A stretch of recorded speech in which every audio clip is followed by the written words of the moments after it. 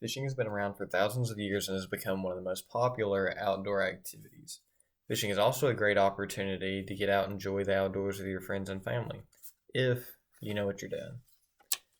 To catch fish, there's going to be 3 steps. It's going to be knowing the types of fish you're targeting, the fishing rod and reels you're going to be using, and the fishing lures and terminal tackle.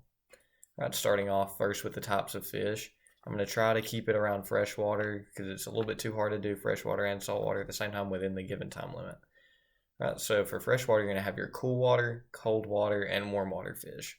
Warm water fish are what we have native here in the Tennessee River. That's going to be your largemouth bass, panfish like crappie, bluegill, and red ear sunfish, and catfish like flathead, blue cat, and channel cats.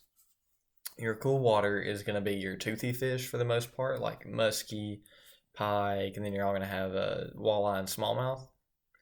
And then your cold water is going to be like your up north fish, salmon, trout, and char.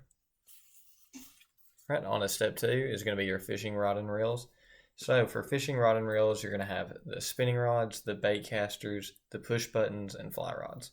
I'm going to start off with the push button.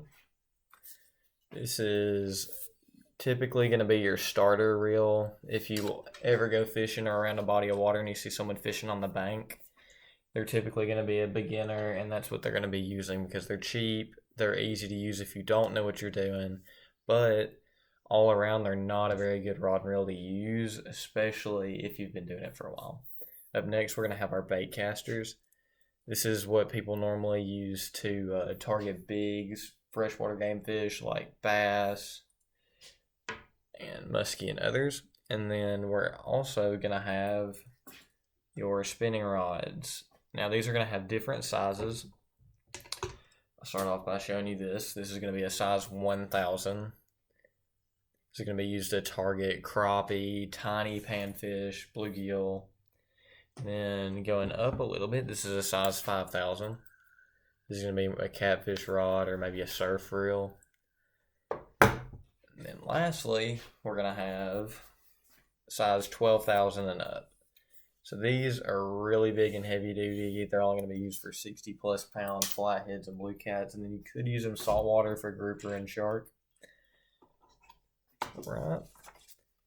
And then our spinning rods, like I said, they're going to be used for catfish, and then bait casters, bass, others, things like that. And then the spinning rods, the smaller ones, that are going to be used for panfish. Lastly, we're going to have our terminal tackle and fishing lures. So starting off, we'll go through the soft plastics. These are going to be the ones that are soft and not hard, obviously.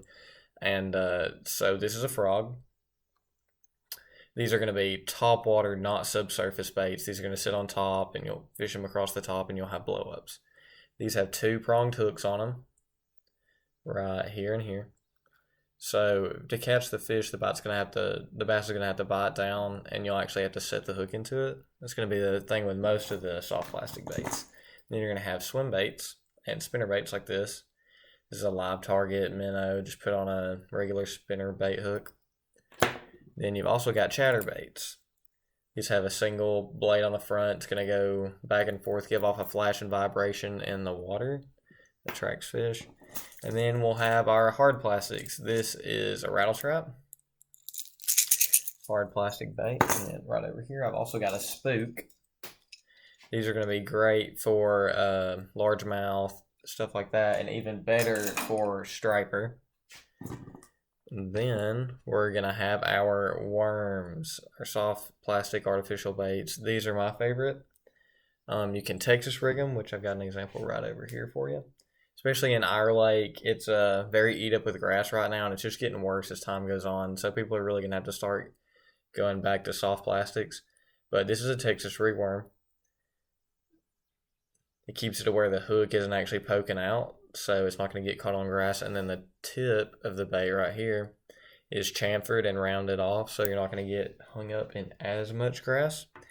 And then you've got your terminal tackle. That's just going to be hooks, weights, stuff like that. And that'll all depend on the size fish you're doing. So like on this size 12,000 reel, I've got like a size 5/0 bass hook. And then you'll get smaller and smaller depending on the fish species you're targeting. Right. And then To go along with that, America's Best Bass Fishing by Steve Price. He recommends spinner baits and worm baits, and then Dennis Allen, the pro angler, also recommends using soft plastic artificial. Fishing is a great opportunity to experience the outdoor with your family and friends. These 3 steps I've provided you with should get you set on a good path to be able to catch fish. And I hope they'll lead you to improve your fishing experience. Thank you for your time and have a great day.